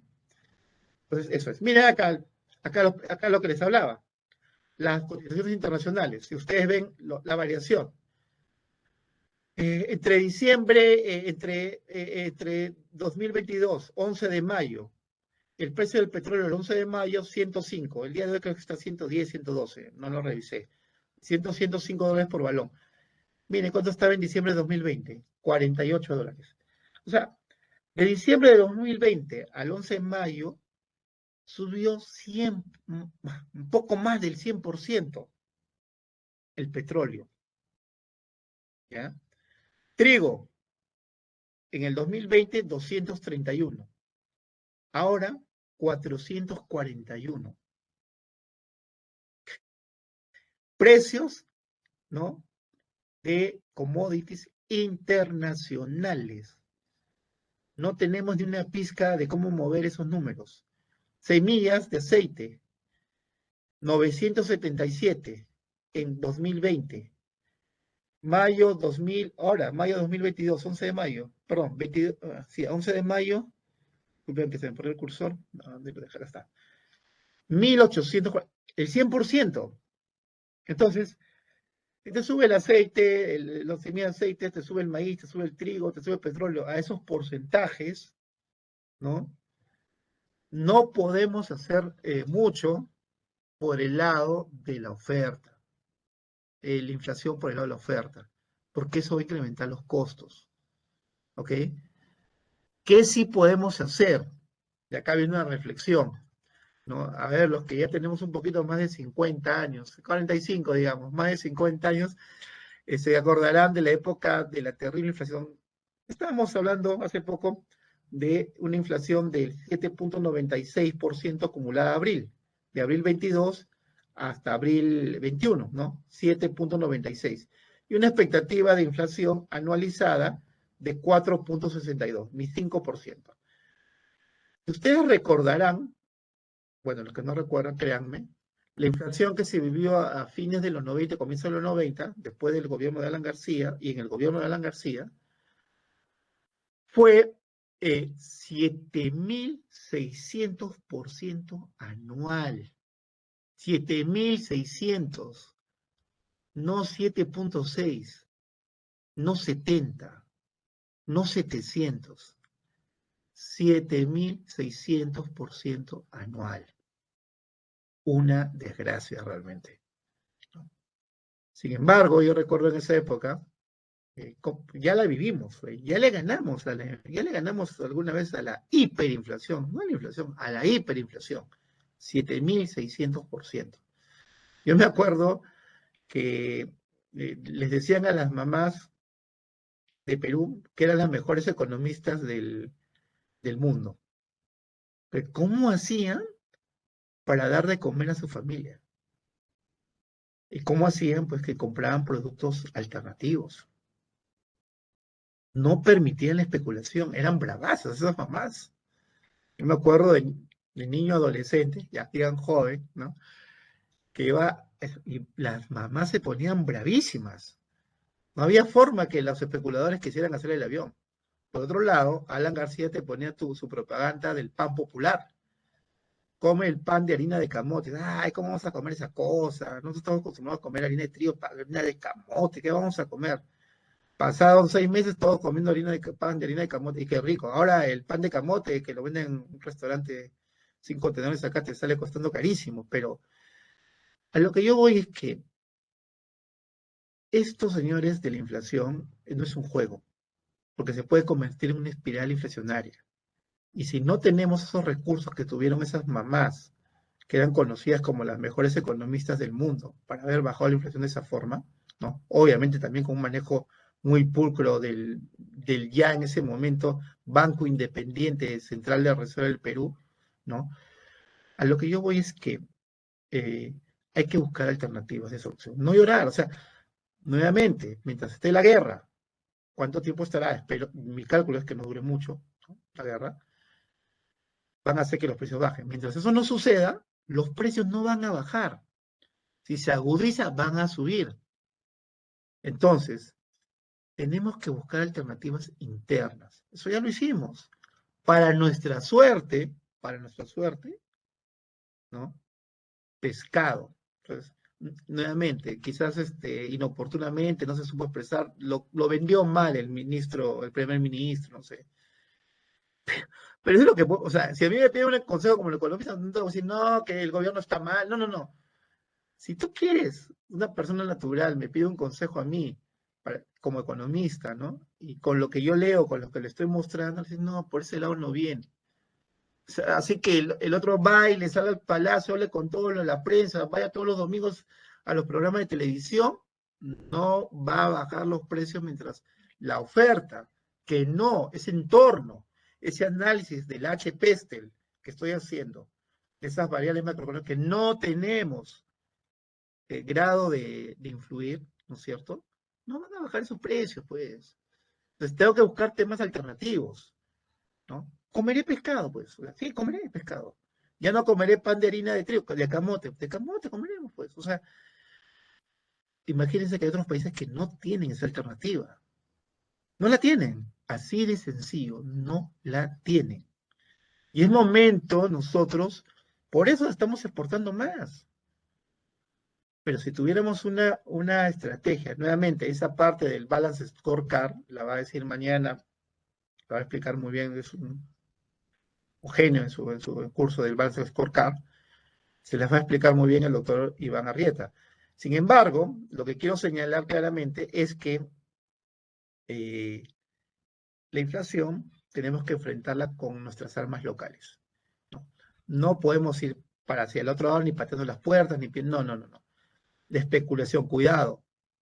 Nosotros somos los consumidores. Somos los que decidimos a quién o a quién no compramos, a quién sí, a quién no. Quién nos engañó y quién no nos merecía nuestro respeto. No le compramos más y buscamos productos alternativos. Gracias a Dios vivimos en una tierra que tiene muchas alternativas de alimentación. Otros países no la tienen. Y eso sí, van a sufrir fuerte. Tanto que pueden sufrir hasta hambruna. Acá miren la inflación, para que vean la inflación en el mundo. Perú está acá, ¿no? Digamos con el 7.96% que les enseñé a abril, ¿se acuerdan? Que les enseñé a abril, ¿no? Con una variación de 12 meses.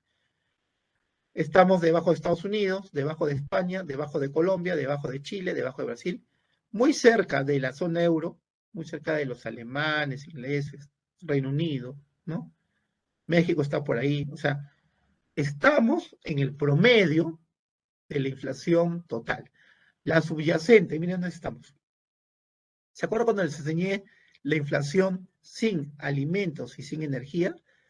La inflación de los alimentos no ha subido por un tema político. No, no ha subido por eso. Es un tema económico de una variable que no manejamos. Punto. Y si no, estaríamos en este rango de 3,8. ¿Ya? Que la subyacente es la más baja, casi como Alemania o como la eurozona. Más baja que Canadá, más baja que Reino Unido, más baja que Estados Unidos, más baja que Colombia, más baja que Chile, más baja que Brasil. Entonces, bueno, sigamos, señores. Ya, bueno, el aspecto social vamos a hacer rápidamente ya porque ya se me está agotando el tiempo. El aspecto social es bueno analizarlo. Vemos la demografía, las migraciones, las creencias religiosas, la postura social que hay en los diferentes grupos, digamos, del eje BTI, ¿no? La discriminación, la inclusión, todo eso, ¿no? También vemos las expectativas del consumidor peruano, o sea, valoramos a las personas, vemos las tendencias, ¿no? ¿Qué está buscando ahora el peruano? Entonces, ahora, miren, el cliente ahora está buscando, la tendencia es economizar. Ya no buscas tú la marca, ya. Ahora estás buscando economizar, ¿no? Si tengo que comprar el aceite Don Pepito y ya no comprar el aceite de mar que compraba en el súper, bueno, compraré aceite Don Pepito, ¿no? Pero ahora también quiero decirles algo acá, que el aceite de Don Pepito también, al haber tanta confusión de precios, tanta bulla, ¿no? Tanta mala información, aceite de Don Pepito también se puso las pilas y empezó a subir su precio, a casi ponerlo un poquito por debajo del aceite de primera, ¿no? Entonces ahí viene el juego de las mamás economistas. Ahora, bueno, los hombres también vamos a comprar, entonces tenemos que fijarnos bien dónde compramos y a quién le compramos, ¿no? No podemos estar regalando el dinero, no, no, porque ellos ya están ganando un margen, no pueden aprovechar, especular, ¿no? Especular con la alza de precios, y no, yo también subo, yo también subo, yo también, porque eso genera una espiral, y la espiral después nadie la contiene. Ok. Desgraciadamente somos el quinto país con más delincuencia y criminalidad.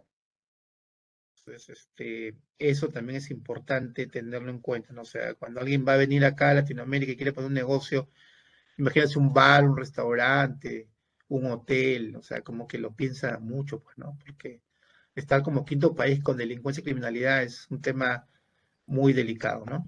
Ok. Otro tema importante, las crisis del gobierno agudizan los conflictos sociales. Sí, sí, sí, sí. ¿Hay conflictos sociales? Sí hay, siempre ha habido, pero ahora se han agudizado más.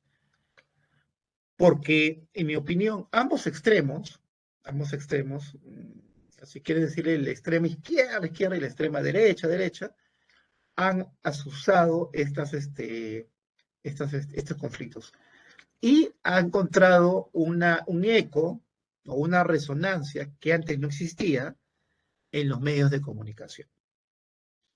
¿Y qué ha hecho? Que estos señores que seguramente tienen derechos que reclamar y los otros que son los, digamos, los empresarios, ¿no? Yo he visto algunos de los reclamos y he tratado de analizar para fijarme en un punto equilibrado, ¿no? Y darme cuenta, efectivamente, los empresarios han cumplido con muchos puntos grandes del ofrecimiento, pero no con todos. Y la comunidad, ¿no? Quiere desconocer esos puntos grandes que ha cumplido la empresa, los grandes, ¿no? Los chicos no los ha cumplido y tiene la empresa que cumplirlo. Pero dada esta agitación política, social, mediática, en mi opinión, lo que ha producido es que estas comunidades, ¿no es cierto?, fuera de sus reclamos que falta que los otros empresarios cumplan con hacerlo, porque faltan, se han olvidado, se hicieron a lo loco, no sé, pero falta que cumplan, han agregado más cosas que ya estaban cerradas, que ya estaban firmadas, que ya estaban acordadas. Y eso sí, no se puede permitir en un Estado de Derecho. No se puede dar en un Estado de Derecho eso. No se puede, simplemente no se puede dar, ¿no? Porque si no, imagínense, estarían haciéndose contratos de contratos de contratos de contratos, y eso sí no se puede dar, ¿ok? Que eso no quita que en otra forma se revise el contrato. Sí, pueden revisar. Y si se llega a un acuerdo de ambas partes, está bien. Y si no se llega, también está bien. ¿No es cierto? O sea, se rompe el acuerdo, pero no hay que destruir, no hay que romper, no hay que hacer nada de eso. Volteando la figura, porque me van a decir que estoy apoyando a los empresarios y no a los comuneros, ¿no? Volteando la figura, también, ¿qué pasó? ¿Qué pasó del impuesto a las extraganancias a las mineras? Ustedes vieron, Perú exporta cobre, quien nos compra China y USA, y nos siguen comprando, y nuestra balanza comercial sigue a favor, o sea, siguen haciendo negocio, y ese impuesto a la extraganancia, ¿dónde está? El último ministro de Economía, el actual ministro de Economía, dijo que iba a revisarlo.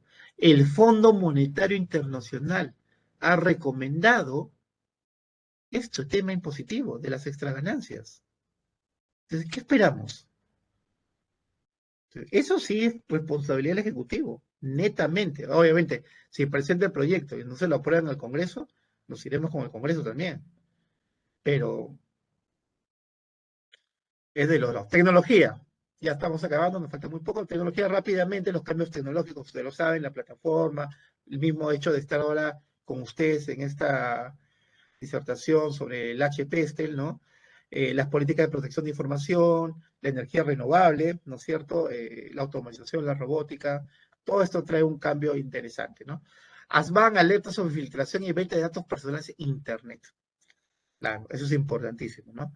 La tecnología trae una serie de cambios, ¿no? Los bancos, antes, ¿cómo tú sabías que un banco iba creciendo y iba haciéndose más grande? Por el número de sucursales. Cuanto más sucursales tenía el banco, ese es donde tenías que estar.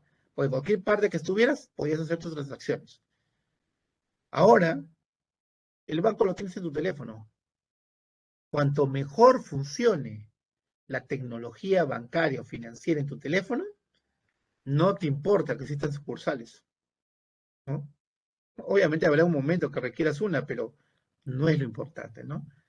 El tema de las redes sociales, Facebook, WhatsApp, TikTok, Telegram, todas estas han aparecido como una nueva, digamos, una nueva valoración para considerarlo en todo lo que son estrategias de crecimiento, ¿no? Cuando uno tiene una estrategia de crecimiento, los bancos, ya lo dije, ya no están fijándose en sucursales, abrir más sucursales más grandes, más bonitas, no, no, o sea, ya eso ya fue, como dicen los chicos, ¿no? Entonces, eso no viene al caso, o sea, la tecnología ahora se ha impuesto, entonces, y la tecnología es transversal, tecnología en la salud, tecnología en la educación, tecnología en el marketing, tecnología en la economía, en el derecho, o sea, realmente la tecnología ha pasado a ser una cosa muy fuerte, ¿no? Bueno, y finalmente la parte ecológica, ¿no? La siempre parte ecológica hay que mirarla, ¿no? El tema de las reservas, el medio ambiente, la contaminación, la polución, la sobreexplotación de recursos naturales, tenemos desgraciadamente la minería ilegal, etcétera, ¿no? Acá estamos viendo el tema de la minería ilegal, también de algunas minas que contaminan, ¿no? Agro sí, mina no. Esta es una foto de Lima, tomada de Lima con un lente normal, 1 hora de la mañana, y esta es la misma foto de Lima tomada en plena cuarentena, después de un mes, de 2 meses de cuarentena. La naturaleza se limpió solita, ¿no? Entonces es increíble ver cómo el efecto de la ecología también trasciende. ¿Y a qué se debió esto? ¿A qué se debió? ¿Por qué pudimos llegar a esta foto y no a la anterior?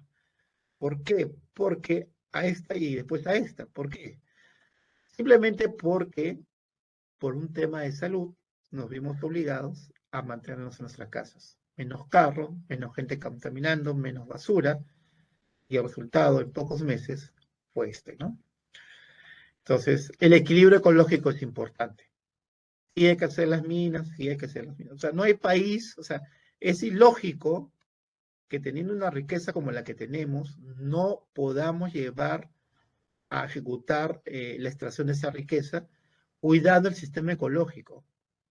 Acuérdense, la economía, como en todo sitio, la ciencia evoluciona. Y si mañana descubren una alternativa al cobre, fue nuestro cobre. Nos quedamos con nuestro cobre. Como eventualmente el gas natural. A veces varios critican, pero ya mira, Bolivia se quedó sin gas. Sí, el gas natural es uno de los menos contaminantes, pero es contaminante también. Entonces, Europa y Estados Unidos, en su tema ecológico, van a prohibir carros a gas y a gasolina. Y van a tratar de usar menos el gas natural. ¿Qué quiere decir? Porque igual el gas natural es contaminante. Menos contaminante que la gasolina y el petróleo, sí, pero igual es contaminante.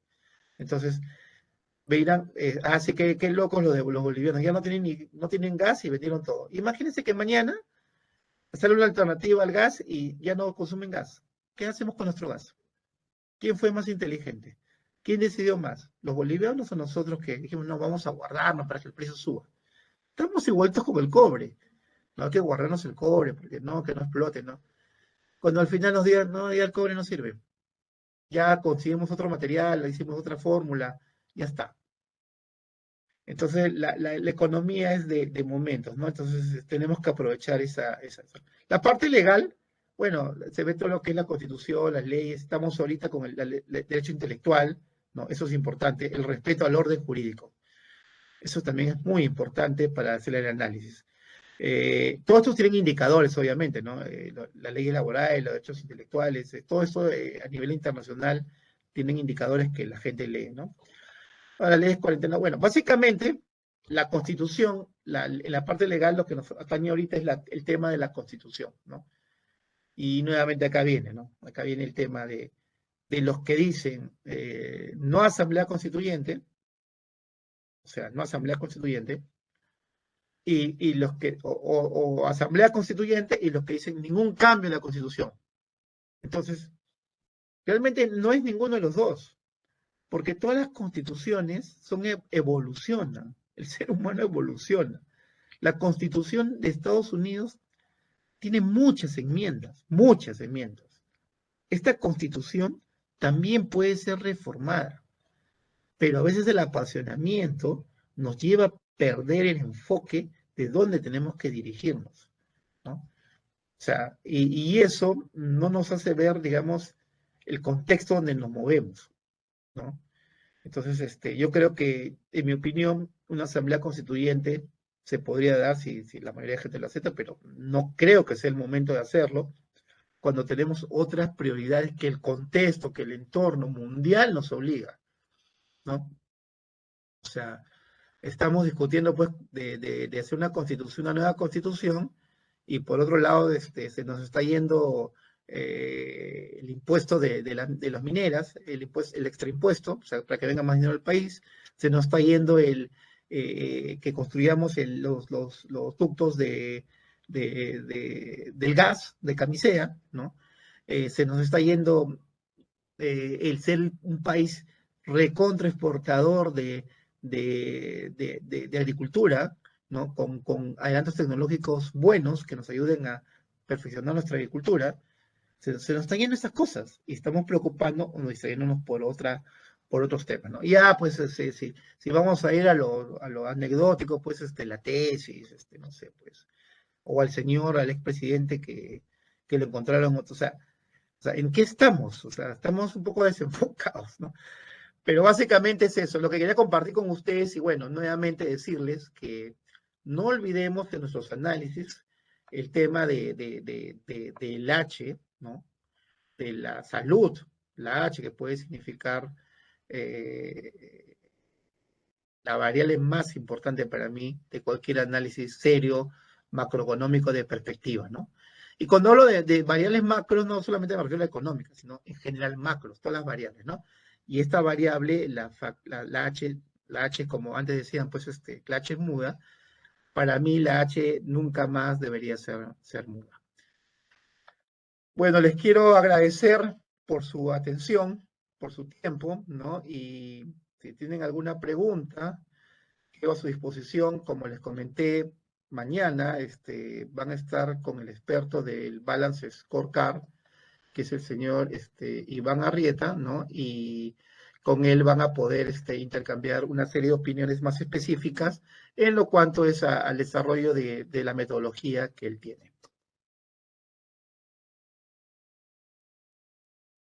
Evelyn.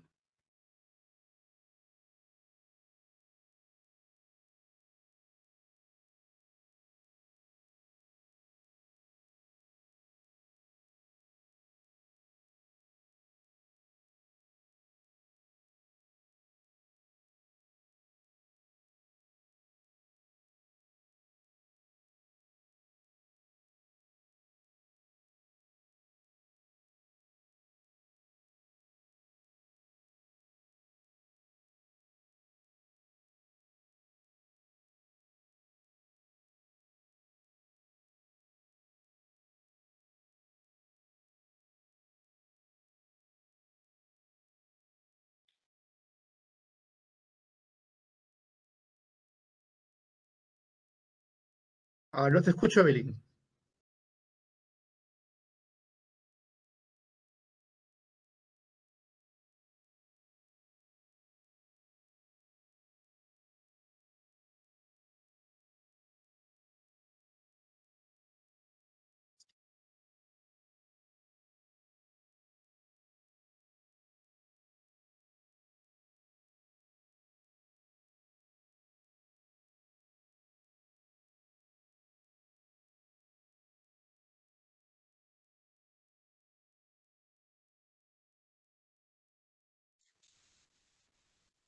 ¿Me escucha, magíster? Ahora sí, Evelyn, ahora sí te escucho. ¿Sí? ¿Me escucha? Sí, sí, sí, sí. Ahora sí me escucha.